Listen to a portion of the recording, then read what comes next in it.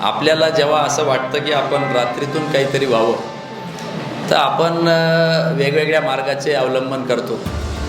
आणि मगाशी त्यांनी विचारलं सक्सेसफुल एंटरप्रेनर कसं व्हायचं. सक्सेसफुल एंटरप्रेनर होणं आणि एंटरप्रेनर होणं याच्यात फरक आहे. काही लोक खूप पैसे कमावतात, पण वयाच्या 50शीतच हार्ट अटॅक किंवा याच्याने त्यांना देवाज्ञा होती.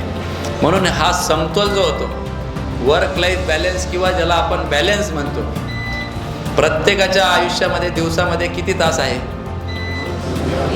कोणाकडे 1 सेकंड जास्त आहे का? मी कारखान्याचा चेअरमन आहे म्हणून माझ्याकडे काय 2 मिनटं काय 1 सेकंड, किंवा मोदी असतील किंवा अडाणी असतील, अंबानी असतील, ट्रम्प असतील, प्रत्येकाकडे 24 तास आहे.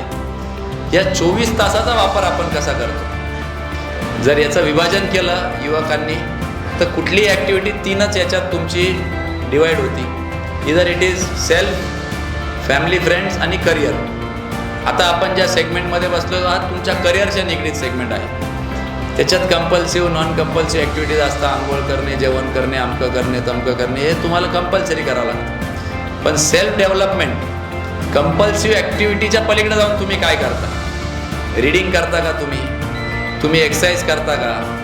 तुम्ही मेडिटेशन करता का? तुम्ही काही चांगले विचार ऐकतात का?